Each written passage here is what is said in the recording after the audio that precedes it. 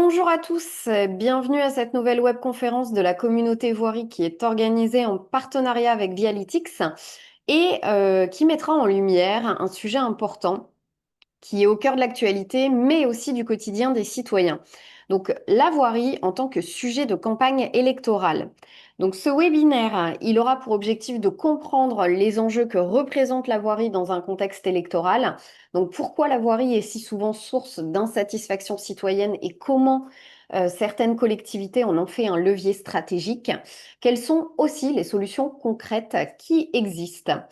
Donc ça vous permettra aussi de découvrir comment mieux planifier, prioriser et communiquer autour de l'entretien routier et d'apprendre aussi à transformer un point faible en force visible de votre politique publique. Donc autant de sujets qui vous concernent puisque vous avez été plus de 130 à vous inscrire à ce webinaire. Et donc pour vous en parler, qui de mieux que nos intervenants du jour, à savoir Francesco Papa, donc, qui est directeur de développement France chez Vialytix. Donc bonjour et bienvenue Francesco. Bonjour à tous, bonjour Alicia. Bonjour. Et donc, il est accompagné, comme vous pouvez le voir, d'Attila Borin, qui est directeur de la voirie et de la propreté urbaine à la mairie du Blanc-Ménil. Donc, bonjour et bienvenue, Attila. Bonjour, merci. Et donc, enfin, Christophe Loyacono, qui est président de Rapid Asphalt. Donc, bonjour, Christophe. Bonjour, merci pour l'invitation. Et alors, grâce à leur intervention, vous allez voir pourquoi justement entretenir ces routes, c'est aussi préparer les élections à venir. Donc, je n'en dis pas plus puisque nos intervenants du jour vont effectivement vous partager les tenants et les aboutissants du sujet de ce matin. Donc, je vous souhaite une excellente webconférence. Vous avez l'habitude, on est là pour échanger ensemble pendant une heure et demie, suivant aussi vos petites questions. N'hésitez pas à partager sur les différents modules de discussion aussi vos retours d'expérience et vos réactions. Et puis, nous ferons naturellement des petits temps de pause pour partager vos remarques et vos questions à nos intervenants. Du coup, Francesco, la scène est à vous. Super, bonjour à tous, encore une fois. Euh, Ravi d'être ici aujourd'hui pour parler de ce beau sujet. Alors, du coup, effectivement, Alicia a un peu spoilé l'ordre du jour. Donc, du coup, l'idée, c'est de parler en fait de deux sujets. Le premier étant les élections, qui effectivement arrivent très très vite l'année prochaine. Et le deuxième, c'est la voirie. Pourquoi ces deux sujets? Parce qu'effectivement, le premier, c'est un sujet très important pour les collectivités locales, notamment pour définir un peu le futur d'une ville, la direction qu'elle va prendre, avec les thématiques qui vont être poussées. Et puis le deuxième sujet, qui est un sujet un petit peu plus terrain, la voirie, mais qui est l'une des plus grandes infrastructures publiques du monde. Donc effectivement, les deux pèsent très lourd dans la balance, et l'idée, c'est un petit peu de débattre là-dessus pour effectivement que, au final, la route ait une place sur les élections l'année prochaine. Alors du coup, j'aimerais commencer par l'état des routes, qui est effectivement un sujet qui revient souvent dans l'actualité, notamment récemment, qui est un débat tout simplement relancé, que ce soit à la fois sur la qualité de ces infrastructures, mais aussi sur l'insécurité qui pourrait créer sur certaines, certains réseaux de notre État. Et aussi sur l'insatisfaction au final des utilisateurs, des usagers qui utilisent ces routes de manière parfois quotidienne. Alors effectivement, ce qui est intéressant, c'est que c'est souvent une priorité qui est invisible, la voirie sur les programmes électoraux, mais c'est très présent en tout cas sur le quotidien des Français, que ce soit une source récurrente de la majorité des plaintes, des plaintes citoyennes concernent l'espace public. Concerne en fait ce qui est visible. Et effectivement, la route, c'est quand même une infrastructure qui est très visible. Et le deuxième sujet, c'est que la route, notamment en ruralité, est utilisée quasiment dans le quotidien des Français. Et c'est important parce que on l'oublie souvent, mais la majorité de la population française vit dans les plus petites villes. Et donc la réalité routière, c'est vraiment une réalité pour eux qui utilisent au final cette infrastructure pour se déplacer au quotidien. Un autre sujet qui est, voilà, qui est important, donc voilà, ça c'est un petit peu les chiffres qui illustrent les propos que je viens d'énoncer, hein, que ce soit sur l'utilisation de la voiture, notamment plus importante en zone rurale, euh, sur la qualité des infrastructures qui est aussi en fait perçue par les utilisateurs en mauvais état et aussi la volonté, leur volonté qu'on investisse plus effectivement sur cette thématique. Le deuxième sujet, en tout cas de contexte, hein, sur, voilà, sur l'état des routes, c'est qu'il est en déclin, hein. Depuis 2012, on perd des places quasiment voilà, plus rapidement que les années sur l'état des infrastructures routières. Et c'est vrai que c'est un, voilà, c'est un problème parce que plus les routes sont dégradées, plus elles sont coûteuses pour les gestionnaires à entretenir. Et pourtant, l'inaction coûte très cher aux collectivités. L'IDRIM a même énoncé que effectivement, un euro non dépensé aujourd'hui, c'est 3 à 4 euros de dépenses supplémentaires demain. Donc effectivement, imaginons un tapis, refaire une route qui coûterait peut-être 100 000 euros aujourd'hui, pourrait coûter 400 000 euros demain. Donc c'est vrai que c'est des dépenses qui sont considérables et qui sont à considérer pour la commande publique. Et puis du coup, voilà, j'aimerais juste conclure sur voilà, prioriser la voirie. Est-ce que c'est garantir au final sa réélection ou son élection et partager un petit peu ces messages aux maires et à nos futurs candidats. Donc moi j'y crois fortement personnellement à à ce sujet qui est effectivement de favoriser la voirie pour sa réélection. Donc, et peut-être les trois réponses que je peux partager.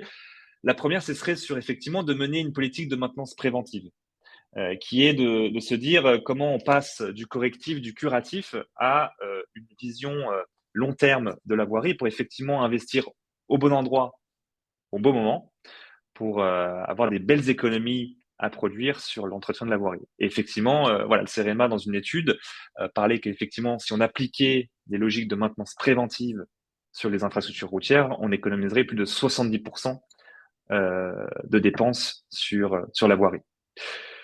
Le deuxième message, c'est la satisfaction des citoyens. Ça, effectivement, c'est une évidence.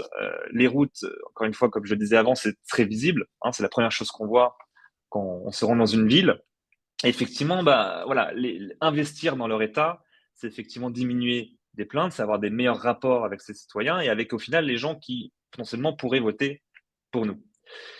Et le troisième point qui est aussi très important, c'est l'attractivité du territoire. Effectivement, des routes en bonne santé, des infrastructures qui sont sur lesquelles on investit, ça attire le tourisme, ça dynamise une ville, ça, voilà, ça aide à favoriser des projets locaux. Et c'est sûr que ça, c'est un point aussi non négligeable pour le futur d'une ville et pour effectivement voilà, développer son économie. Voilà, merci à tous et je vais passer la parole à Attila. Dans la continuité effectivement de ce qu'on s'est dit, l'idée c'était de pouvoir présenter le point de vue donc, au niveau des services techniques. Donc j'ai la joie d'être directeur voirie propreté urbaine au sein de la ville du Blanc-Ménil, donc dans le 93, une ville de 60 000 habitants. Et pour moi, effectivement, l'espace public, c'est politique. Donc c'est effectivement l'environnement des usagers. Le premier contact avec les services publics, c'est facilement illustrable, valorisable et questionnable. Et l'espace public, pour moi, permet l'intégration des différents publics, des différents usages, des différents âges aussi, des différents riverains, des modes de déplacement, de rencontres et de vie. Elle décline aussi la charte graphique de la ville, donc de la municipalité. Là, vous voyez un exemple où on a donc défini les couleurs du mobilier urbain en RAL 6009, donc c'est un vert boisé. Donc à chaque fois qu'on voit du mobilier urbain, on sait dans quelle ville on se trouve. On a travaillé aussi sur les matériaux, donc on travaille avec des bordures granit, du pavé grès des Indes pour les entrées charretières, de l'enrobé rouge pour les zones piétonnes et de l'enrobé noir pour les voiries. On les retravaille à chaque fois, donc on refait le dimensionnement, les structures et la gestion de l'eau. Donc en une seule image, en fait, on voit l'impact d'une politique sur l'espace public. Et ensuite, la première action de l'équipe politique qui est arrivée là, en 2014, ça a été de mettre en place la brigade Proximénil. Donc, c'est une brigade d'intervention euh, où la phrase officielle, c'est si vous avez un dépôt sauvage, un trottoir abîmé, un tag ou quoi que ce soit, vous appelez Proximénil et on vous garantit une intervention rapide en 48 heures. Donc c'est une première action forte, un premier engagement politique sur l'espace public en disant on ne vous laisse pas tomber, si jamais vous avez quoi que ce soit sur l'espace public, on s'en charge. Donc effectivement, derrière nous, on redistribue. On ne va pas dire c'est l'agglo, c'est la communauté de communes, c'est pas nous, c'est l'autre. On va s'en occuper. On va absorber l'ensemble des demandes et ensuite on va faire en sorte d'agir donc en régie et ensuite dans un second temps avec des prestataires si jamais ça nécessite un peu plus d'expertise, un peu plus de travaux. Et donc, on a cette brigade qui a été mise en place dès 2014. Et ensuite, dans la foulée, on a eu une demande de mettre en place le marché à performance voirie, donc, qui a été publié en novembre 2022. Mais avant, il y a eu tout un mandat de réflexion, de sélection des voies, de charte graphique, la charte qu'on a vue au tout début. Et donc là, on a commencé depuis 2022 à refaire les voiries du Blanc-Ménil. Donc le MPGP, c'est 43 millions d'investissements sur 15 ans et 2,5 millions de fonctionnement. Donc c'est un budget conséquent. Et on souhaite réaménager donc 53 rues, ce qui représente 13 km linéaires de voirie. Donc sur le Blanc-Ménil, on a 100 km de voirie.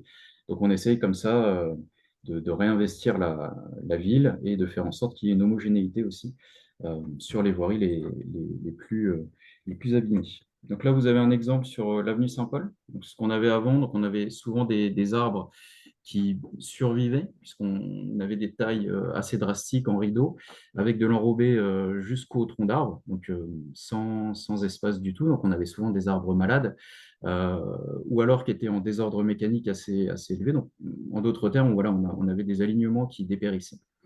Avec donc des réseaux aériens, des candélabres à 9 mètres qui étaient assez hauts. Et puis, souvent, on n'avait pas de trottoir. C'est-à-dire qu'on n'avait pas de trottoir PMR, on n'avait pas 1,40 m de largeur. Et on avait du stationnement qui n'était pas forcément marqué, donc qui se faisait un petit peu de manière archaïque. Donc, on a souhaité retravailler l'ensemble. Donc là, vous voyez quelques clichés. L'idée, donc, c'est de donner un peu plus d'espace pour les arbres, de faire en sorte qu'ils aient vraiment un espace à eux. Donc, ça réduit aussi le développement horizontal racinaire et donc les désordres futurs de la voirie. Et on a évidemment retravaillé la structure puisqu'on a des usages nouveaux. Avant, Blanc-Ménil, c'était en quelque sorte un village et on n'avait pas forcément autant de passages de poids lourds. Maintenant, ne serait-ce qu'avec la collecte des encombrants, des ordures ménagères ou autres, on a énormément de poids lourds qui passent. Et on se retrouvait donc avec une chaussée qui n'était pas assez dimensionnée, donc assez dégradée, avec différents désordres. Et là, vous avez voilà, l'inauguration qui s'est fait le 22 mai avec un PV de réception. Donc, on a essayé de planter au maximum et de trouver à chaque fois une cohérence. Donc, l'espace public, c'est aussi choisir, puisque là, on voit qu'il n'y a pas de place pour les mobilités actives. Et c'est un choix politique, puisque on arrive donc en concurrence avec les différents usages. Donc, on a le piéton, on a une largeur de chaussée, de voie qui est de 10 mètres, de clôture à clôture. Et ça, c'est pas extensible. On ne va pas aller toquer chez les riverains et leur dire, on va vous prendre 2 à 3 mètres de jardin. C'est pas quelque chose qui... Alors, ça peut être aussi un choix politique, hein, mais ce n'est pas quelque chose qui est choisi ici. Donc, on se dit avec les 10 mètres, si on veut 1,40 m de chaque côté de trottoir piéton, si on veut 2 mètres, à peu près 2 mètres, 2,20 m de place de stationnement, et si on veut une bande roulante qui est suffisamment agréable pour les voitures, il ne nous reste plus de place pour les mobilités actives. Donc c'est un choix. On se dit, est-ce qu'on va proposer 2 trottoirs de chaque côté, enfin un de chaque côté? Est-ce qu'on va proposer du stationnement de chaque côté? Est-ce qu'on va proposer de l'espace vert à chaque fois? Le choix a été fait ici de ne pas proposer effectivement de bandes cyclables ou de pistes cyclables et de faire plutôt du jalonnement, donc du vélorue sur l'ensemble de notre territoire.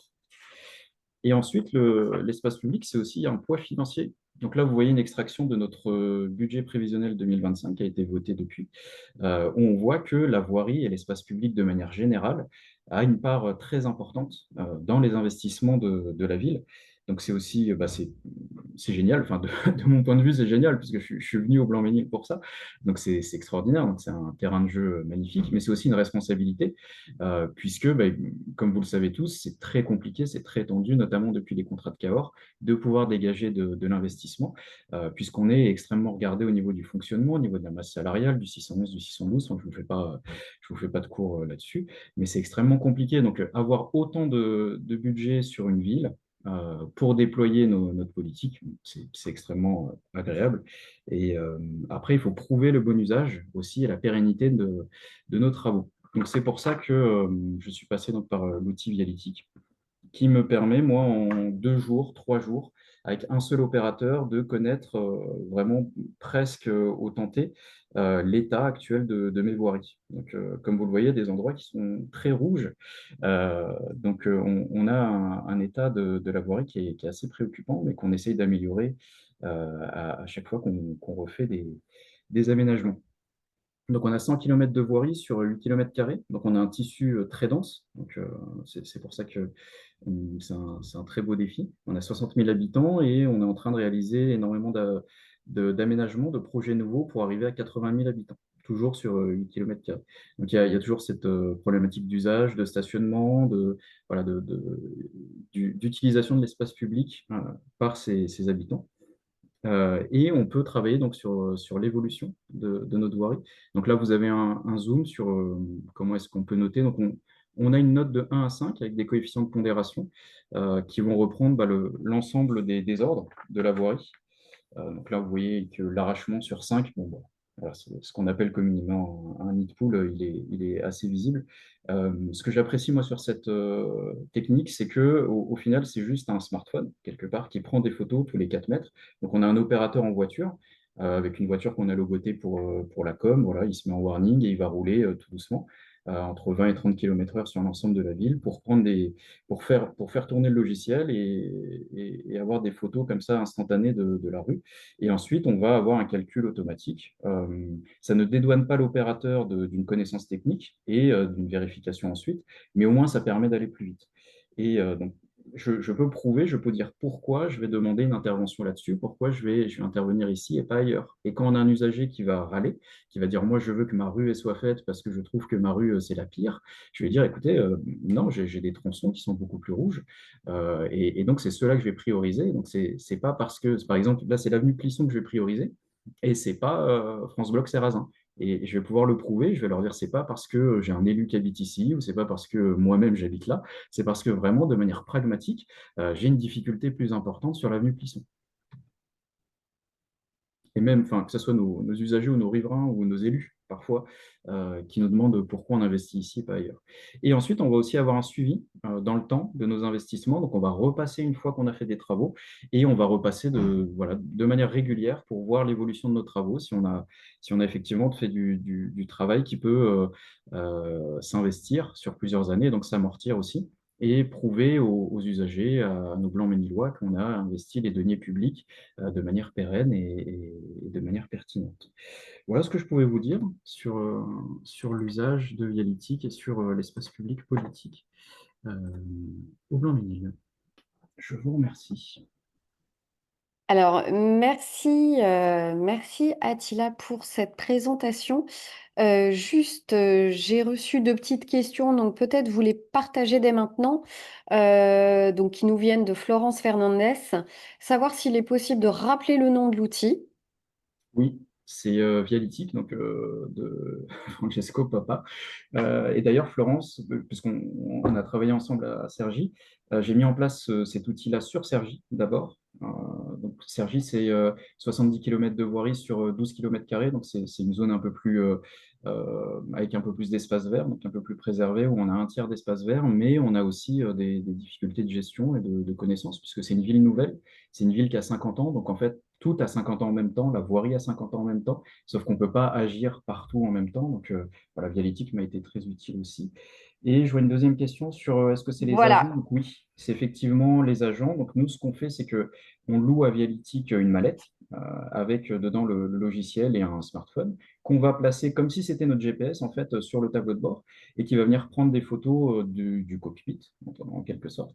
Et c'est un agent à moi, donc c'est un technicien voirie qui va faire le tour de la voirie. En même temps, je vais lui demander de vérifier 2, 3 trucs, de regarder voilà, le mobilier urbain ou autre. Et donc, dans sa mission, puisque de toute façon, il se déplace, il va allumer Vialytic et puis, lors de sa tournée, ça va être complètement transparent sur son temps de travail. Il va venir faire le diagnostic de la voirie. Et ensuite, il peut voir où est-ce qu'il est passé, où est-ce qu'il n'est pas passé, pour compléter les trous dans la raquette et avoir un diag complet.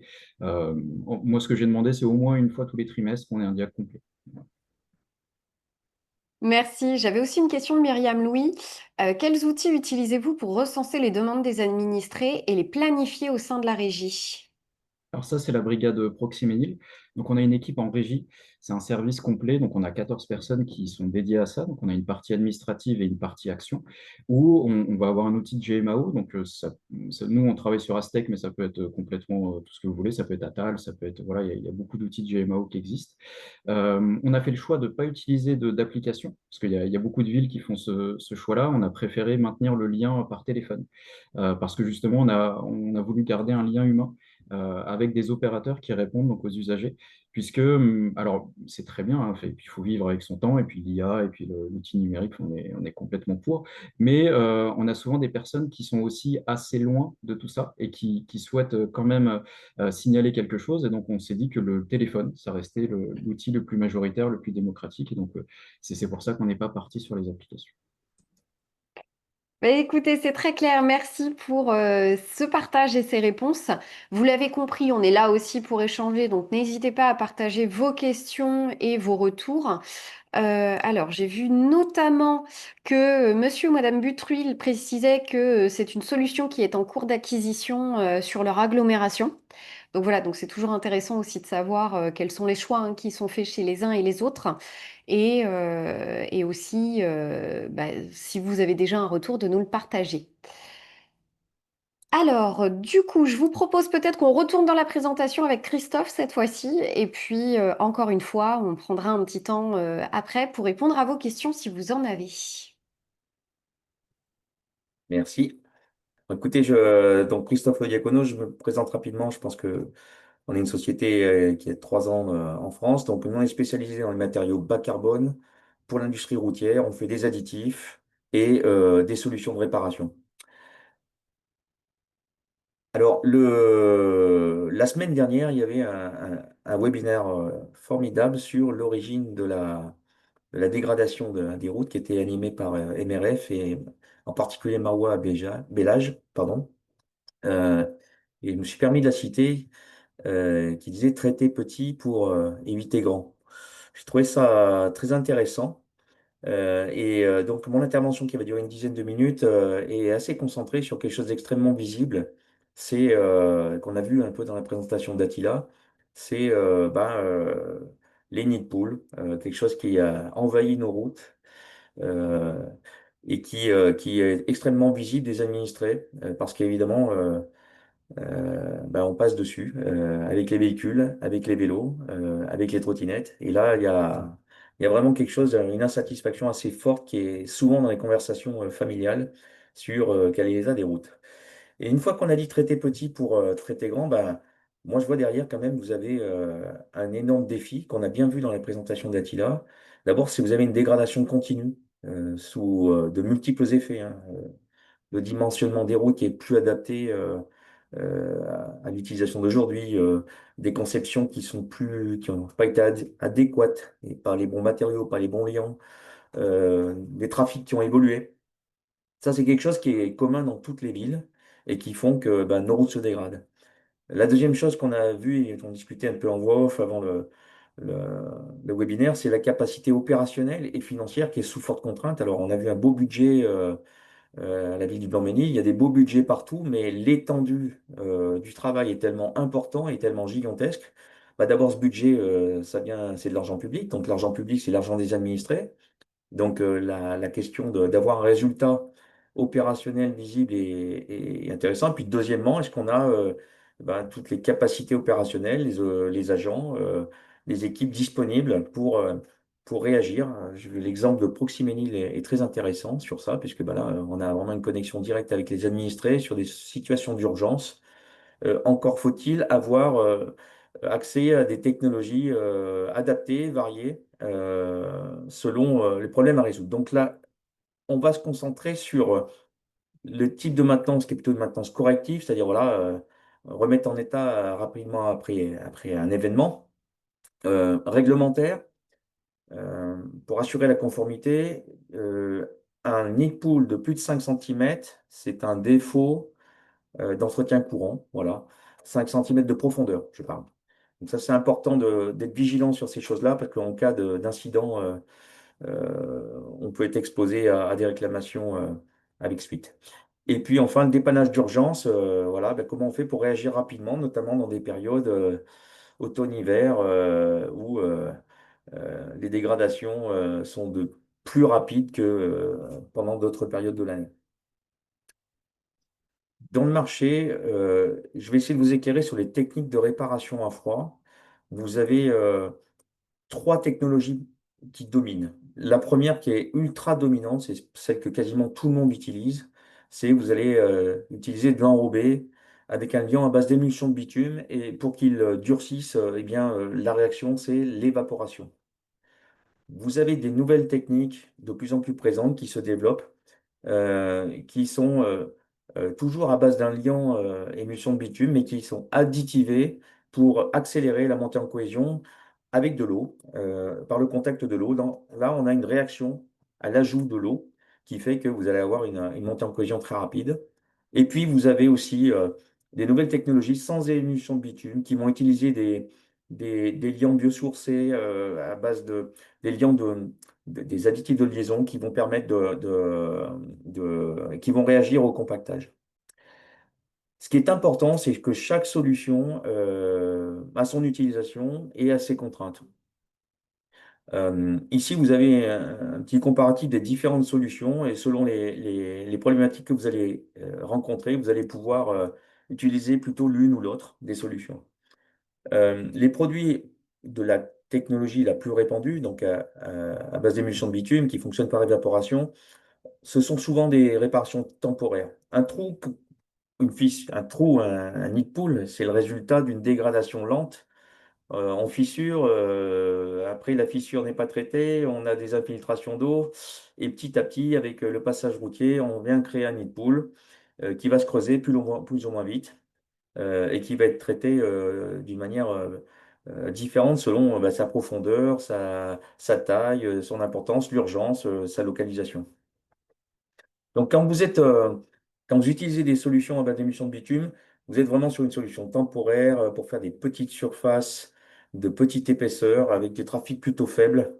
Il y a des contraintes d'utilisation, il faut des températures extérieures un peu supérieures à 10 degrés, c'est les températures idéales pour que l'évaporation puisse avoir lieu. Euh, et vous allez trouver ce produit en vrac à l'usine. Beaucoup de collectivités ou de centres départementaux vont directement chercher avec leurs camions en vrac à l'usine, mais vous allez aussi le trouver en petit conditionnement. Les contraintes principales de ce type de technologie, bah, c'est le stockage courte durée, mais ça reste une technologie très abordable. Pour les réactifs à l'eau, là, j'ai vu des très beaux trous tout à l'heure dans les photos au Blanc-Ménil. Vous avez parfois des zones avec un fort trafic, beaucoup de passages poids lourds, ou un stop, une entrée de parking, où là, vous avez une sollicitation extrêmement importante. Euh, un réactif à l'eau est très certainement une bonne solution parce que il va monter en cohésion très rapidement. Maintenant, c'est une solution qui est toujours réservée à des petites surfaces de faible profondeur qui nécessite toujours une certaine température extérieure pour que ça fonctionne. Il est moins sensible à l'eau, donc vous pouvez le mettre même quand il pleut. Mais il y a toujours cette question de stockage en seau. Vous n'allez pas trouver ce produit-là en vrac, puisqu'en fait, s'il était en vrac, il réagirait à l'humidité dans l'air, il réagirait. Donc là, c'est vraiment la solution d'appoint. C'est relativement coûteux, mais par contre très efficace. Euh, pour les nouvelles technologies avec des liants modifiés qui réagissent au compactage, vous êtes sur des enrobés denses qui sont très versatiles. Ils ont une capacité à se poser quasiment dans n'importe quelle condition. Donc, bah voilà, je suis en train d'imaginer Proxyménil en plein mois de décembre. Il pleut, il fait froid. On a trois nids de poules qui se sont formés, qui se dégradent vite. On a un appel, qu'est-ce qu'on fait? Potentiellement, c'est certainement la technologie qu'il faudrait utiliser qui permettrait d'être la plus efficace dans ces conditions-là. C'est un produit qu'on va trouver dans tous les conditionnements, euh, qui élimine la date de péremption, puisque en fait, n'ayant pas d'eau à l'intérieur, n'ayant pas de réaction par l'évaporation, vous écartez la question de est-ce que je vais perdre mon produit ou pas. Quand on met ça sur un autre axe, hein, pour regarder un peu la performance technique et financière, dans toute solution, vous avez toujours un coût direct et vous avez toujours un coût indirect. Tout à l'heure, on parlait 1 euro non investi génère 3 ou 4 euros dans le futur. Euh, eh bien, un coût direct, c'est le prix que vous achetez votre matière à la tonne, que ce soit en seau, en vrac ou à l'usine. Vous comprenez votre coût directement. Le coût indirect, eh ben, c'est quand j'achète à l'usine, il faut bien que j'envoie une équipe avec un camion. Quand je charge un produit qui est imbibé d'émulsion de bitume, eh ben, il faut bien que je prépare le camion avec un produit qui évite d'abîmer la zone de chargement et il va falloir que je nettoie derrière. Ça, ce sont tous les coûts indirects qui sont visibles. Si on regarde les différentes technologies, les trois courbes, donc la bleue, c'est la technologie réactive par évaporation. C'est de très loin la plus économique et c'est de très loin la moins versatile. C'est-à-dire que là, il faut vraiment être dans un environnement sec et avec des conditions de température adéquates, puisque c'est un produit qui est composé essentiellement d'un liant à base de bitume et d'eau et de solvant qui doit s'évaporer. Quand on prend la technologie réactive à l'eau, on voit de très loin que sur la durabilité de réparation et sur le temps de montée en cohésion, c'est une force incroyable. Et là, c'est vraiment très adapté si vous avez des zones très sollicitées qui vont nécessiter un produit qui va en 2 heures devenir dur comme de la pierre. Et enfin, la troisième technologie, ce qui est à remarquer, c'est que c'est plutôt sa versatilité, voilà, sa capacité de réaction euh, et, euh, et le fait qu'il n'y ait aucune difficulté, aucune préparation nécessaire et aucun coût indirect. Ce sont des produits qui sont très propres, qui ne salissent pas le matériel, qui ne salissent pas les EPI. Voilà. Donc vous avez trois technologies complètement différentes et selon la période de l'année, selon la difficulté de la réparation à réaliser, bah, vous allez plutôt privilégier l'une ou l'autre. Dans tous les cas, euh, le message ici, c'est qu'il y a des solutions pour traiter tout au long de l'année ces dégradations. Et je sais que pour des questions d'organisation, justement, parce qu'on va chercher un produit qui est périssable, on va préférer faire des campagnes, une à l'entrée de l'automne, une à la sortie de l'hiver. Mais il y a tout un tas de périodes, tout un tas de moments, et particulièrement automne, hiver, printemps, grosses pluies, variations de température, gel-dégel, qui vont provoquer de multiples dégâts. Et très certainement que Proxyménil reçoit beaucoup d'appels de ce type-là pendant cette période-là, plus qu'en été. Enfin, ici, je partage avec vous un exemple pour que vous voyez concrètement en fait, comment se comportent les différents types d'enrobés. Là, c'était sur la métropole de Clermont-Auvergne. C'était le 4 janvier 2023. Ça s'est déroulé dans une zone industrielle avec un très fort trafic poids lourd. Vous voyez que la route est à refaire, hein. Là, il n'y a pas de miracle. C'est-à-dire qu'on peut utiliser n'importe quelle technologie. Cette route est à refaire. Néanmoins, beaucoup de plaintes. Et donc, il fallait faire un patch. Et sur une surface de 2,5 mètres de long, 60 centimètres de large, 4 centimètres de profondeur, on a utilisé une technologie à émulsion de bitume et une technologie avec des liants biosourcés réactifs au compactage. Vous voyez sur la partie droite le liant à émulsion de bitume, une granulométrie fine, 0,4, 0,6. Vous voyez, on le voit très bien. Et à gauche, vous voyez une granulométrie dense, un 0,10. On voit très bien déjà les différences d'aspect. On a compacté avec les mêmes moyens, une compacteuse mécanique. Et 8 heures plus tard, nous sommes venus prendre la même photo au même endroit. Donc, vous voyez qu'après 8 heures, dans une journée qui n'est pas montée au-dessus de 3 degrés, le produit qui n'est pas sensible à la température et qui fonctionne avec un liant qui est un liant euh, qui réagit au compactage, le produit s'est fermé, poli, et vous voyez à la partie droite, on voit déjà que le produit en surface n'a déjà plus le même aspect qu'avant, hein. Je remets avant et je remets après. On a l'impression que le produit est soulevé, un peu défait. Et la même photo au même moment, mais dans la longueur, vous voyez complètement ce qui s'est passé. Ce qui s'est passé, c'est que voilà, quand vous faites un produit, vous utilisez un produit pas au bon moment, pas dans les bonnes conditions, bien, sa fonction technique ne peut pas avoir lieu. Et là, en fait, ce qui se passe, c'est que le produit ne peut pas monter en cohésion. Donc, le passage soulève le matériel. Et ce qui va se passer, c'est que ça va finir dans le fossé. Donc, ça, c'est aussi, on parlait de coûts, de difficultés d'intervention. Choisir la bonne technique pour éviter de repasser la semaine suivante, recombler. Et puisqu'on sait que ça va pas tenir, eh ben, on recomble toutes les semaines, mais on fait de moins en moins bien le travail. C'est ce qui se passe assez généralement, par dépit un petit peu. Donc, il y a des technologies qui existent. J'en ai terminé. C'est un sujet visible, les nids de poules, les fissures aussi, mais les nids de poules, c'est vraiment prégnant. C'est quelque chose qui, quand c'est bien traité, a très certainement un impact immédiat sur la perception de l'action publique. Merci beaucoup. Merci Christophe. Alors, je vais juste faire un petit tour s'il y a des questions, notamment sur Vimeo ou même des réactions. Encore une fois, n'hésitez pas, hein, vous avez les modules de discussion à votre disposition. Donc, on est là pour répondre à toutes vos interrogations.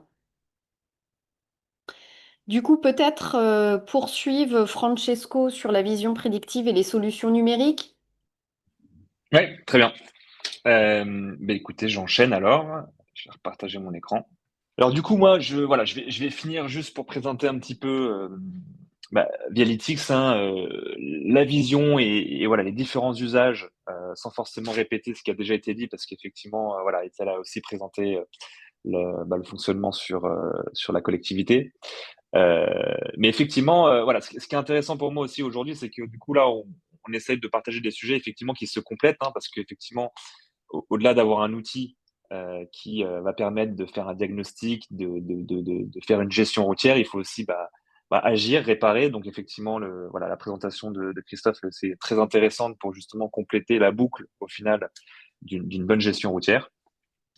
Et alors du coup, donc moi, je vais me focaliser sur voilà, l'application de Vialytics et j'aimerais juste introduire en disant que voilà, nous, à Vialytics, on choisit de parler plutôt d'innovation parce que c'est vrai que voilà, la voirie, c'est pas toujours glamour, notamment sur le débat politique. Hein, c'est pas forcément présent sur les programmes électoraux. Et l'idée, voilà, c'est de parler plutôt d'innovation, hein, pour dynamiser au final les services publics et notamment les services techniques qui sont souvent, pour beaucoup, toujours au papier, au stylo, tout simplement. Certains, effectivement, bénéficient de outils plus développés, mais pour beaucoup, notamment en ruralité, on est toujours un petit peu sur des méthodes plutôt archaïques. Et l'idée, voilà, c'est de pouvoir parler plutôt d'innovation, innover sa ville pour justement voilà, être plus efficace dans le futur. Euh, une chose pour aussi introduire un petit peu ce qu'on propose, j'aimerais en fait citer le maire de Cannes, David Linsnar, qui est un utilisateur de Vialytics, qui effectivement a très bien qualifié en fait l'usage de l'intelligence artificielle, qui effectivement pour lui en fait est un train qu'il faut absolument prendre, pas encore une fois, par fascination ou voilà, par amour des technologies, simplement pour pouvoir se saisir des opportunités que ces technologies peuvent offrir pour non pas les maîtriser, mais mieux les maîtriser pour qu'elles puissent servir effectivement à nos citoyens de demain. Et je trouvais ça très juste parce qu'effectivement, si on ne le fait pas, si les collectivités ne choisissent pas la voie de l'innovation, c'est un risque de retard et c'est surtout que les voisins ne se gêneront pas de le faire. Et donc voilà, je trouve ça très droit de sa part de pouvoir voilà, responsabiliser en tout cas les collectivités sur l'usage de ces technologies qui parfois peuvent aussi faire peur euh, pour certains territoires. Donc David est aujourd'hui d'ailleurs le président de l'AMF et qui voilà, partage souvent justement des exemples d'innovation sur son territoire. Alors nous, sur Vialytics, l'idée, c'est de partager une vision 360 effectivement de la gestion routière et de l'accompagner avec vraiment ces applications numériques, hein, qui vont épauler le gestionnaire du début jusqu'à la fin voilà, d'une gestion routière qui commence effectivement par évaluer un état, l'infrastructure, mais qui finit par effectivement réaliser des travaux sur le terrain. Donc il y a trois, voilà, il y a trois, je dirais, visions. La première, c'est effectivement d'aider les gestionnaires du passer du curatif au préventif, hein, d'essayer de sortir un petit peu de la zone de réactivité, toujours être dans la réaction par rapport à un état de réseau dès qu'il y a un nid de poule, on le rebouche, et de passer plutôt à, voilà, à une politique préventive qui est de se dire bah, où on investit sur le long terme pour éviter effectivement de réagir tous les jours et d'avoir un réseau qui tient bah, plus longtemps dans le temps. Le deuxième point, c'est de pouvoir dématérialiser l'ensemble des missions qu'un gestionnaire peut effectuer bah, pour simplement simplifier ses démarches. Parce qu'effectivement, aujourd'hui, beaucoup de villes utilisent encore le papier et les stylos pour plein de choses, hein, ce qui n'est pas voilà, une mauvaise chose en soi, mais effectivement, voilà, pas mal d'informations peuvent s'y perdre dans ces procédés. Et l'idée, voilà, c'est de pouvoir simplifier un petit peu ces organisations. Et le troisième point, ce serait effectivement d'avoir des outils qui, comme je dis, accompagnent l'agent voilà, de l'analyse à l'intervention pour pouvoir effectivement bah, avoir une vision d'ensemble hein, sur la gestion routière. Donc Vialytics, juste un petit mot voilà, sur le projet. Donc nous, ça fait à peu près 7 ans qu'on existe hein, sur les marchés. On travaille avec 200 collectivités sur le marché français. On a été lauréat du CEREMA qui nous ont voilà, beaucoup aidé à nous développer sur les marchés publics, hein, tout simplement, avec notamment leur expertise routière qui se rattache beaucoup à l'école des ponts et chaussées. Et puis, on est aussi un outil aujourd'hui qui est référencé UGAP, et c'est vrai que c'est une solution voilà, pour certains qui ont peut-être un plus grand réseau, qui facilite beaucoup de démarches administratives pour justement engager une commande. Alors, au niveau de la solution, donc concrètement, de quoi on parle? Donc, l'idée de Vialytics, hein, c'est de pouvoir faire une gestion routière en un clic, avec effectivement une première étape qui est d'avoir un smartphone qui va prendre des images tous les 4 mètres, comme disait Attila Borin. Effectivement, j'aimerais rebondir aussi sur un des points que Attila a parlé, c'est qu'aujourd'hui, le choix du smartphone, c'est aussi pas innocent, parce qu'effectivement, c'était l'outil le plus familier qu'on voyait au quotidien à la fois de nous hein, en tant que personne, mais aussi dans le quotidien des collectivités, notamment des agents. Et forcément, de les embarquer à travers l'utilisation d'un smartphone, c'était plus simple qu'avoir peut-être une caméra spécifique ou un logiciel technique sur ce sujet. Donc voilà, donc la première brique hein, de notre solution, c'est le smartphone sur un pare-brise d'un véhicule qui va prendre des photos automatiquement tous les 4 mètres. La deuxième brique, ça va être l'intelligence artificielle qui, elle, est simplement un moyen pour analyser les images qui sont prises par le smartphone pour détecter effectivement un ensemble de choses, que ce soit les dégradations routières, mais aussi des anomalies sur l'espace public, comme la signalisation et d'autres types d'inventaires. Et puis le troisième point, ça va être une application web sur laquelle on va pouvoir voir le résultat avec un code couleur et effectivement avoir des fonctionnalités pour l'exploiter. Donc c'est ce que effectivement la plateforme qui a montré aussi à Télaborin, qui voilà, essaye de sortir d'une simple maquette de visualisation. Hein. L'idée c'est vraiment de pouvoir y faire une programmation, y faire une gestion routière à proprement dite pour que ça dure dans le temps. Alors, pour rentrer un tout petit peu dans le détail de chacune des étapes. Donc, l'étape 1, on parle vraiment d'un relevé de terrain hein, qui se fait généralement par les agents de la collectivité, même si, effectivement, on peut aussi proposer des prestations de conduite, mais on remarque que souvent, le choix de la collectivité, c'est de le faire elle-même parce qu'elle se rend compte que c'est assez simple et que surtout, ça leur permet d'être indépendants sur la fréquence des diagnostics qu'elle souhaite faire. Donc effectivement, donc la commune du Blanc-Ménil avait une politique de faire ça tous les trimestres. Certaines villes font ça tous les 2 ans, tous les 2 fois par an, une fois après l'hiver, une fois après l'été. Voilà, donc ça offre une certaine indépendance aux collectivités de pouvoir le réaliser elles-mêmes et de décider de la date et de la zone à couvrir. La deuxième étape, c'est au niveau de l'analyse de l'intelligence artificielle. Donc effectivement, ici, on va pouvoir détecter un certain nombre de choses, que ce soit voilà, un catalogue de dégradation qui s'appuie aujourd'hui sur la méthode des ponts et chaussées, mais aussi voilà, de pouvoir détecter les panneaux de signalisation de police, les panneaux directionnels, leur état, et puis attribuer au final une note à la fois sur la route, mais voilà, de l'espace public pour voilà, indiquer au gestionnaire voilà, une appréciation en tout cas de la qualité et de pouvoir prendre des décisions en fonction de ces critères techniques. La troisième étape, donc du coup, c'est voilà, c'est le logiciel qui est mis à disposition en mode SaaS. Donc, c'est-à-dire que voilà, on se connecte directement sur le web pour accéder au logiciel. Il n'y a pas voilà, de logiciel à intégrer directement sur les outils informatiques. C'est souvent voilà, quelque chose qui rassure les DSI. Et puis, voilà, c'est accessible à travers voilà, des identifiants qui permettent voilà, la visualisation, mais l'exploitation des données à travers effectivement le résultat de l'état des routes, mais pas que, de pouvoir faire de la programmation, de pouvoir prioriser, estimer des coûts de réparation, notamment voilà, pour appliquer des réparations que nous a présenté Christophe. Tout ça dans un esprit où effectivement on s'interface avec d'autres logiciels, que ce soit pour exporter de la donnée sur différents formats, pour que ça puisse effectivement communiquer avec des outils déjà internes existants au sein des collectivités.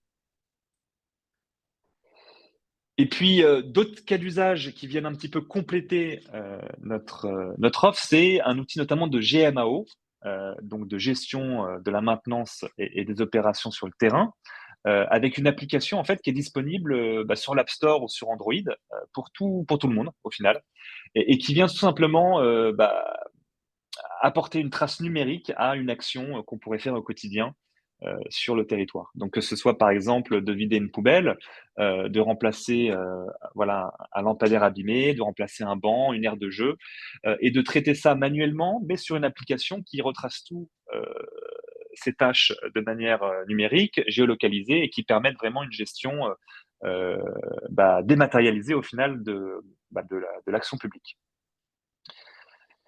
Alors du coup, j'aimerais juste partager quelques cas d'usage de collectivités que nous accompagnons aujourd'hui, qui sont assez variés au final en fonction voilà, des besoins de leur territoire. Donc par exemple, La Rochelle, que nous accompagnons maintenant depuis plusieurs années, ils utilisent notamment Vialytics pour recenser les places PMR.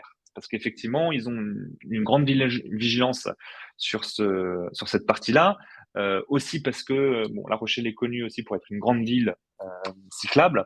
Et effectivement, voilà, il y a une attention particulière sur le recensement des places PMR, mais aussi des dispositifs pour les bandes cyclables et pour les parcours itinéraires cyclables. Et donc, ils utilisent Vialytics pour recenser un petit peu voilà, tout cet aspect-là. Saint-Pierre-et-Miquelon, par exemple, donc là, c'est voilà, une collectivité d'outre-mer qui, elle, en fait, a tout simplement utilisé Vialytics parce qu'aujourd'hui, étant un petit peu isolée des territoires de la métropole, elle n'a pas accès à d'expertise routière à proprement dite, que ce soit des grands véhicules qui peuvent passer, étudier la route, mais effectivement un smartphone très accessible et ils sont en quelque sorte tout de suite opérationnels pour pouvoir faire un diagnostic. Anglette, donc là c'est un autre cas d'usage sur une ville dans le sud-ouest où effectivement là l'idée de Vialytics c'était d'utiliser surtout à des fins de programmation, donc de mieux au final budgétiser les interventions qu'on ferait sur la voirie, même si effectivement aujourd'hui je dirais, le critère n'est pas seulement technique des voiries, c'est pas parce qu'on a une voirie qui est dégradée qu'il faut agir, il y a d'autres critères qui entrent en compte, mais l'idée voilà c'est vraiment de soutenir en tout cas le gestionnaire sur ses décisions. Et puis, voilà, on n'adresse pas seulement des villes, il y a aussi des départements qui font partie, en tout cas de déploiement de Vialytics, comme le département du Cher, qui, avec un grand réseau de l'ordre de 4600 km, a déployé l'outil vraiment pour l'aider sur la campagne à la fois d'évaluation de l'état des routes, mais aussi sur la programmation. Et ce qui est très intéressant, c'est qu'effectivement, sur un réseau départemental, de pouvoir utiliser une application comme Vialytics, et si effectivement avant on utilisait des méthodes plutôt archaïques au papier et au stylo, on a une vraie économie de temps. On passe de la mobilisation de peut-être d'une dizaine, d'une vingtaine d'agents à qu'une voiture qui tourne au final sur le réseau. Donc effectivement, là, on a une vraie politique, une vraie utilisation sur le long terme de Vialytics. Alors, j'aimerais peut-être juste faire une petite démo de Dialytics aussi pour montrer un petit peu la plateforme, voilà, de montrer un petit peu de quoi elle a l'air. Donc, effectivement, donc nous, comme je disais, on se retrouve sur une plateforme web à laquelle on se connecte à travers un compte utilisateur. Et puis, voilà, on va atterrir sur une cartographie avec un code couleur, hein, comme le montrait Attila, avec plus on zoome, plus on va voir un petit peu le détail de ce qui se passe, hein, avec des points tous les 4 mètres et un tronçon qui représente en fait l'intersection sur chaque route. Donc là, un point qui a différentes couleurs, hein, que ce soit un point vert qui effectivement où voilà, la route est plutôt en bon état, et des points rouges comme cette portion-là qu'on voit ici, où effectivement on a noté peut-être des dégradations.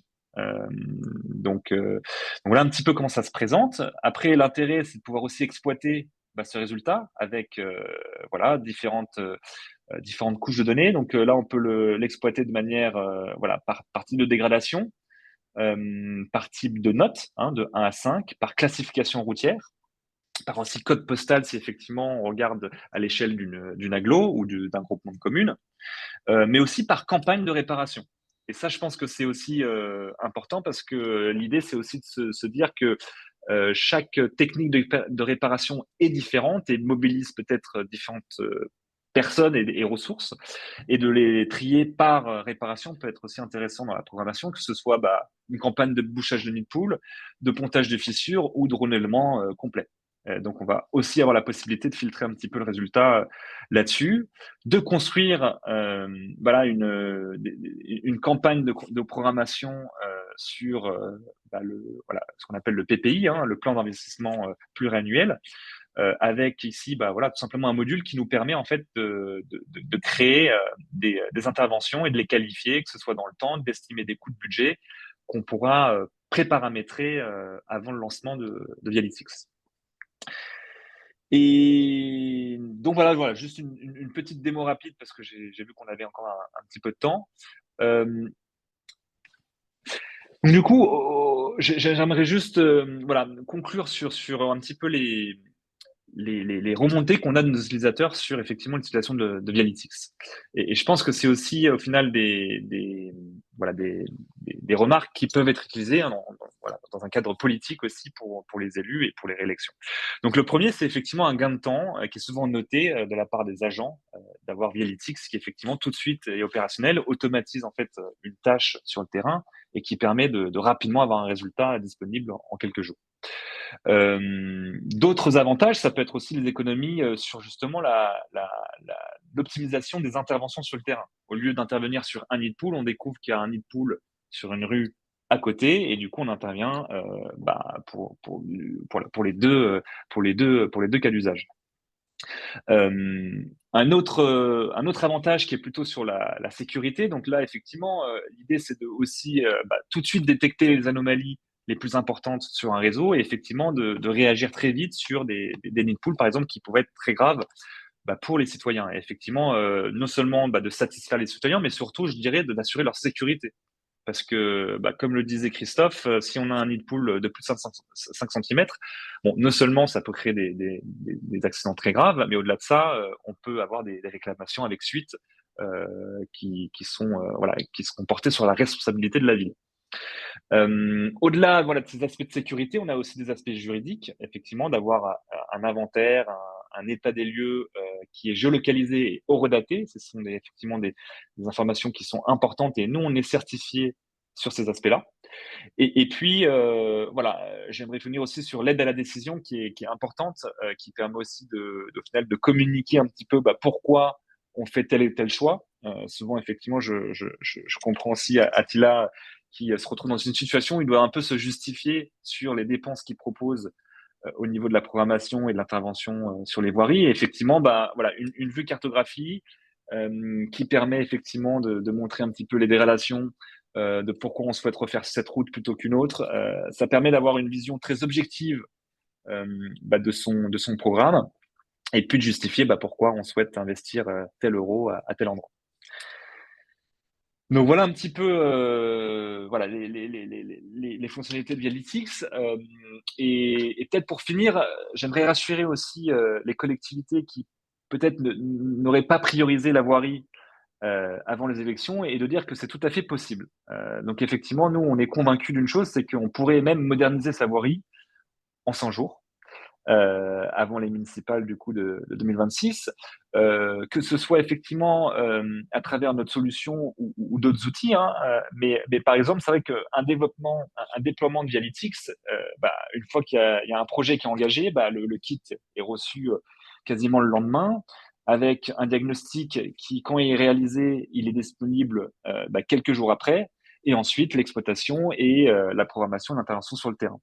Donc au final, voilà, c'est des choses si on s'y prend au bon moment, parce qu'effectivement, il y a aussi des saisons qui sont plus adaptées à l'intervention, naturellement. Mais on pourrait effectivement moderniser sa voirie pour effectivement, voilà, prioriser en tout cas cette infrastructure pour l'élection. Voilà, donc j'aimerais finir par une belle phrase que porte la mascotte Vialytix, c'est de dire qu'effectivement, pas de nid de poule dans les rues et vous serez réélu. Voilà, je vous remercie de votre attention et j'aimerais peut-être ouvrir le débat et je pense qu'Alicia peut-être complétera la conclusion, mais sur en fait des questions, une question pour vous hein, en tant que participant, de savoir un petit peu vous quelles sont vos priorités sur la voirie à l'horizon 2026. Voilà, alors je vais laisser peut-être mon Ouais. écran Merci quelques secondes. Francesco. Et effectivement, je pense que c'est une belle question d'ouverture pour passer à l'échange. Donc, justement, n'hésitez pas à y répondre via les différents modules de discussion Zoom et Vimeo. Donc voilà, dites-nous justement quelles sont à vous vos priorités pour votre voirie à l'horizon 2026. On attend vos retours. Et peut-être le temps que les uns et les autres saisissent un petit peu leur retour par rapport à cette question. Donc moi, j'ai reçu une question de Florence Fernandez. Malgré l'application web, est-ce que la donnée et la carto peuvent être facilement importées et intégrées à un SIG propre à la collectivité? Alors, la réponse est oui. Donc, comme je disais, notre voilà, un de nos points sur lesquels voilà, on y porte grande attention, c'est de s'assurer qu'il y a un interfaçage qui est fait avec Dialytics et les outils déjà existants au sein des collectivités, notamment un SIG qui est effectivement un outil central pour une collectivité. Donc aujourd'hui, oui, on a des formats qui s'intègrent directement sur un SIG. Je ne sais pas si peut-être Attila Borin l'a déjà fait au sein de sa commune. En tout cas, voilà, Oui, oui, tout nos à fait. fichiers sont. Ok. On Donc, demandait à chaque fois des extractions pour l'inclure dans le SIG, hein, bien sûr. voilà, donc c'est effectivement, il y a des passerelles pour pouvoir effectivement faire ce lien. Merci pour cette réponse. Alors. J'avais aussi monsieur ou madame Butruil qui disait: l'outil permet-il de créer un point particulier sur l'ouvrage d'art qui soutient la route, analyser et de lui attribuer une note IQOA et éventuellement un lien renvoyant vers une fiche descriptive ou des photos? Ah, monsieur, oui, Christophe. C'est un autre Christophe. Alors, je pense que la question est aussi pour moi. Alors, effectivement, donc je pense avoir saisi la question. Donc, nous, effectivement, je pense que sur la gestion de tâches, hein, donc notre outil voilà, de gestion des tâches, c'est sur là-dessus qu'on va pouvoir en fait faire un point particulier, une empreinte au final sur voilà, quel que soit le cas d'usage au final de ce qu'on souhaite faire. Donc, comment ça se présente? C'est effectivement, voilà, je vais montrer un exemple ici. Voilà, sur un autre compte euh, de cas d'usage de tâches. Donc, on va avoir, donc ça, si j'affiche seulement la partie tâches. Donc, vous voyez, donc c'est les petits points, les petits pins qu'on voit sur la carte. Effectivement, imaginons que là, bon, on a un ouvrage d'art et qu'on souhaite y indiquer une information. Donc, on va avoir un point avec une photo. Et voilà, la possibilité en fait d'y ajouter une catégorie, donc la signalisation, donc dégager la vue sur le panneau, donc faire un élagage. On peut indiquer une priorité, on peut indiquer effectivement il y a une géolocalisation qui est faite et un eurodatage. On peut y ajouter aussi différents documents annexés pour justement créer voilà, peut-être des ordres de mission ou voilà, des interventions sur le terrain. Et puis surtout, assigner quelqu'un qui va s'occuper effectivement de cette tâche. Donc là, si par exemple je mettais le nom voilà, de quelqu'un qui a traité, il recevrait une notification sur l'application Vialytix avec effectivement la tâche en question. Merci. Alors, est-ce que vous avez d'autres questions ou tout simplement envie de réagir à la petite question qui vous a été posée? Si tout est bon pour vous et que vous avez toutes les informations que vous souhaitiez avoir ce matin en vous connectant à la webconférence, n'hésitez pas à nous le dire aussi. Nous, ça nous permet de savoir s'il est temps de conclure sur ce webinaire. Donc voilà. Donc en tout cas, n'hésitez pas à nous dire ce qu'il en est de votre côté. Alors, certaines collectivités ont de grandes difficultés financières. Les budgets n'ont pas été priorisés sur l'entretien des voiries, malheureusement, et ce, malgré leur état déjà dégradé. Donc, pour information, je sais que c'est un sujet qui vous concerne tous, malheureusement. Et sur les RNGR 2025, donc les rencontres nationales des gestionnaires des routes, l'événement qui est accolé à la communauté, qui aura lieu les 8 et 9 octobre prochains et lors duquel vous pourrez d'ailleurs retrouver Vialytix. Voilà, ça fera partie hein, des sujets qui vont être abordés et des échanges qui auront lieu. Donc ça peut être aussi l'occasion pour vous en tant que gestionnaire de route de discuter sur ces sujets hein, du quotidien qui vous préoccupent tous et peut-être d'essayer ensemble de trouver des solutions. Et puis, encore une fois, ce sera l'occasion de retrouver Vialytix, donc peut-être d'avoir plus d'informations et une démo en direct et en privé de leur outil. Alors, je ne sais pas si quelqu'un veut réagir peut-être par rapport à ce qui a été partagé par Florence. Oui, c'est vrai que à chaque fois qu'on travaille le budget, c'est très sensible, très compliqué, puisque souvent on arrive, que ce soit au niveau des bâtiments ou au niveau de l'espace public, avec des budgets assez conséquents, puisque ça coûte cher hein, de bien faire. Mais on peut le voir, ça modifie énormément l'espace public, comme on a pu le voir, et même en termes d'îlots de chaleur, on a un enjeu assez fort, surtout en milieu très urbanisé. On a l'évolution des températures qui est impressionnante, donc chacun a son rôle à jouer, et même au niveau des collectivités, le fait de travailler là-dessus a un impact positif. Nous, on le voit concrètement, puisqu'on a eu une étude avec Météo France, qui a été lancé conjointement avec notre PT, Paritaire d'Envol, et Météo France sur l'état en fait des îlots de chaleur urbains sur notre territoire. Et Blanc-Ménil sort très bien en fait. Et on a un très bon scénario d'adaptation. Et quand on compare à d'autres villes, on se rend compte qu'effectivement, ça peut être aussi un levier, ça peut aussi convaincre les différentes parties politiques en disant il faut le faire, quoi, c'est un investissement. Le patrimoine vierge et le patrimoine arboré, c'est effectivement un investissement maintenant, mais qui va pouvoir s'amortir sur 40 ans et faire en sorte que nos générations futures puissent mieux vivre l'augmentation de la température. Je crois que je l'ai pas très loin, dans les 5 secondes. Yes. Donc, c'est une étude qui est toute récente, hein. On l'a eu le 16 mai, donc sur la surchauffe urbaine. Et donc, je vous passe un petit peu tout ça. Très rapidement, on va arriver sur la cartographie. Yes. Donc, là, Blanc-Ménil est ici. OK. Vous avez Drancy, là, qui est tout en rouge. Là. Vous avez Aulnay qui est là, et puis ensuite vous avez Tremblay qui est plutôt bon élève, mais c'est parce qu'il y a énormément de zones agricoles. Mais en zone urbaine très dense, on a quand même des effets sur notre travail. Et donc ça, pour nous, c'est une récompense, en fait, de se dire que on a agi concrètement sur les îlots de chaleur. Si vous voulez, là, on voit que Blanc-Ménil, c'est très dense. Voilà.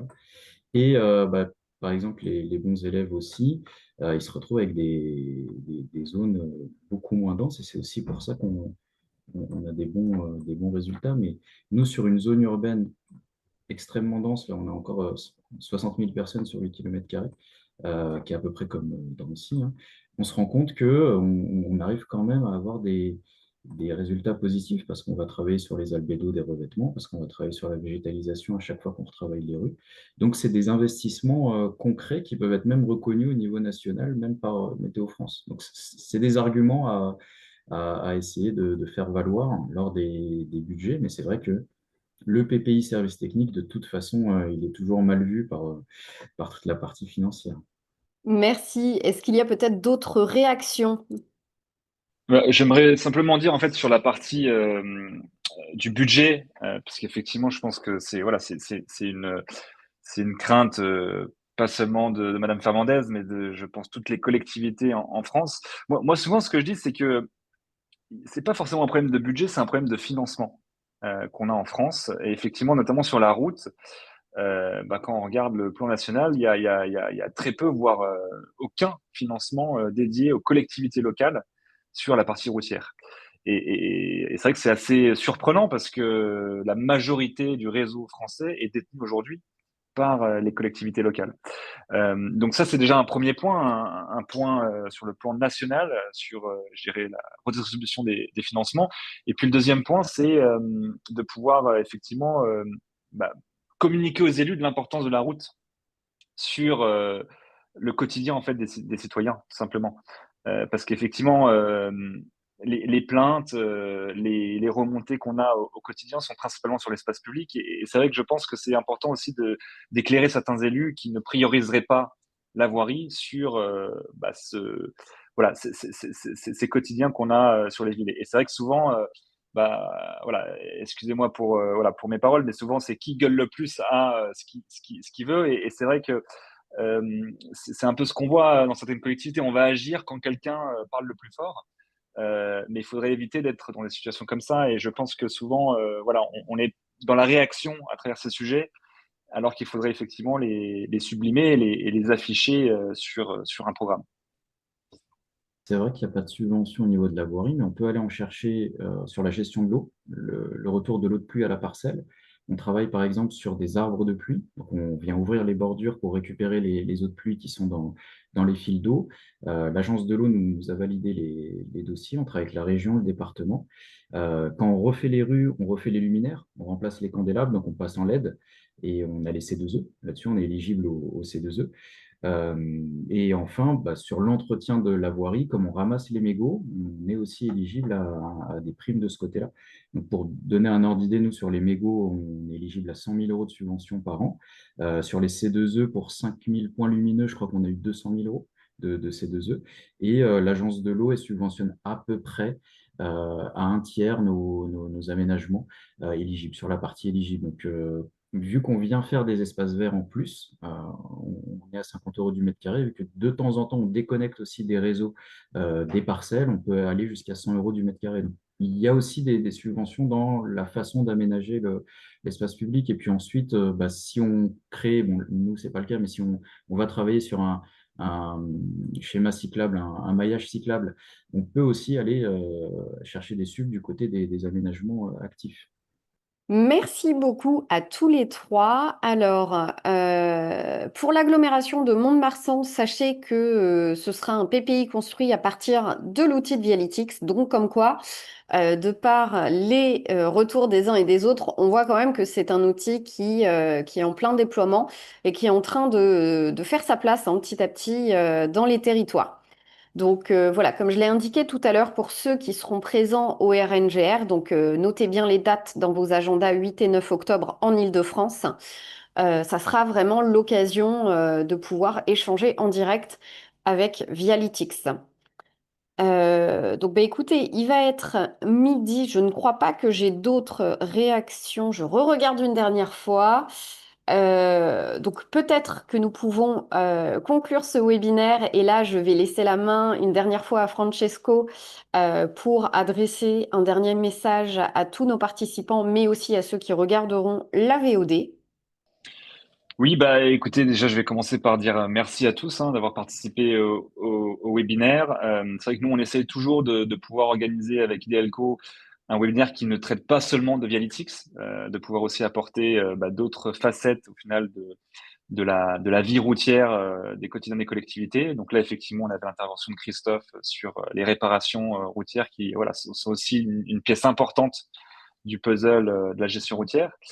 Et je pense qu'à l'avenir, voilà, nous, on sera présent en tout cas à la rencontre des gestionnaires. On sera présent aussi au Salon des maires, si voilà, vous y êtes aussi, pour effectivement voilà, vous rencontrer physiquement pour présenter aussi Vialytix et ses évolutions, parce qu'effectivement, la beauté d'être un logiciel, c'est que du coup, on est en évolution constante et on essaye effectivement de répondre aux besoins de nos utilisateurs. On a d'ailleurs formé un club d'innovateurs qui permet en fait tout simplement de réunir nos utilisateurs et de former, voilà, de créer la feuille de route de demain pour Vialytics. Et donc, du coup, c'est très important pour nous de nous remonter vos remarques, vos besoins pour qu'on puisse effectivement aussi répondre aux attentes futures des collectivités. Merci encore et merci aussi à Edelco pour l'organisation. Eh bien, merci à tous les trois pour votre présentation et ces partages qui ont été tout à fait intéressants et pertinents au regard d'une thématique qui, encore une fois, est au cœur de l'actualité et au cœur de votre quotidien hein, en tant que gestionnaire de route. Merci aussi aux participants pour leur présence. Comme habituellement, vous allez pouvoir retrouver le replay de ce webinaire ainsi que les présentations PowerPoint d'ici la fin de la semaine sur Idealco. Donc, vous pourrez tout à fait, à tête reposée, revoir la présentation et si des questions émergent, n'hésitez pas à me les envoyer par email et moi, je me ferai un plaisir de les transmettre à nos intervenants.